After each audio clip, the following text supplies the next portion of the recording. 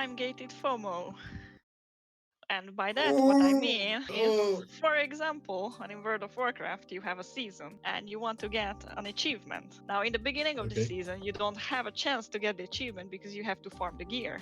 But farming the gear is kind of time gated because you have to do it every week and get it from the raid because the raid is like locked every week, or your vault is locked every week if you're doing Mythic Plus and so on. So you have to like have this 2 months of farm period just to have an attempt at getting what you want to get. I really don't like FOMO like this when you know there is a super cool mount locked behind it and you really want it, and then you like realize you're out of time after a while. And you'll never get it again, like with the arena mounts. Yeah.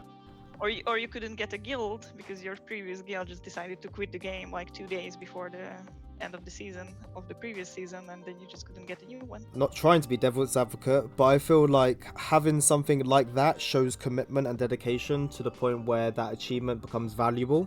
And people do feel like they're missing out if they don't get it. That encourages... time gate it because people will smash it out within 3 days. I don't see why that is a problem. It's a problem because you consume all the content that they have made and they do not have any more. I agree with Eric here, though. I would agree with your point, Lamsey, if Blizzard didn't sell 40 euro cosmetics every 2 weeks in their store. Fair.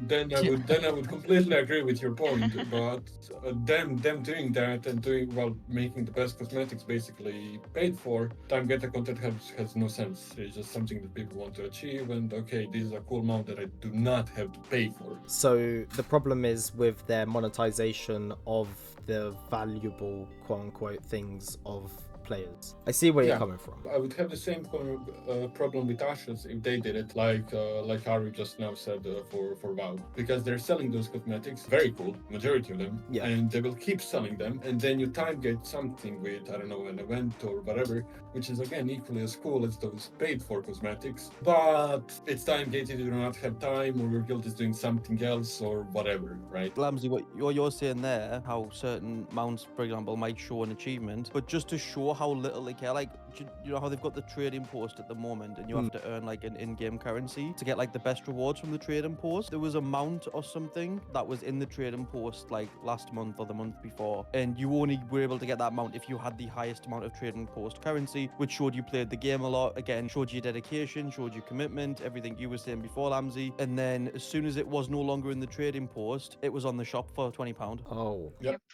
Like the in-game shop. So that's just like, disgusting, like, Jesus fucking yeah, you Christ. Can, exactly, it's like, you can do all this, but what's the fucking point? Or you can pay £20. You get a probably cooler one that is reskinned or repainted or whatever the fuck. Yeah. What I'm gathering here is that with the context of the practices of the company, you cannot defend time-gated content and fear of missing out, because they're already trying to just suck money from you, essentially, with that time-gated stuff. You're going to be time-gated, you've got that fear of missing out, or you're going to have to now pay money for it, just out of spite.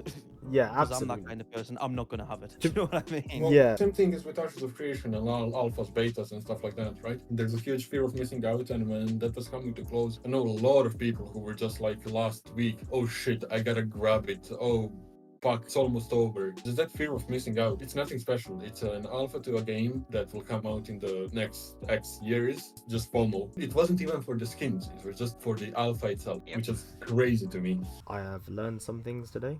This is great. Well, it's not content, but it is also time gated. But I still stand my point, because I don't think it's a problem to finish a game too early, quote unquote, because there are a billion games out there. And although I think an MMO should provide a lot of content, but it's mainly to provide social content, so like playing with others. Of course, a raid gets old after a while, but like PvP, you can always PvP. You can PvP at the end of the season, it's gonna be quite the same. But if you play with your team, with your guild, then it's gonna stay more fun than just PvPing by yourself, in my opinion at least. I don't mind if I finish my goals early, because then I can just enjoy the game free. We all think that, but the big executives in their big ivory towers. Oh yeah. With the fucking dollar signs in their eyes. Of course, they want to chain you to their game. Yeah, exactly. Like you said, there is many other games out there. Not that we as a guild can fucking find one. Eventually, one day.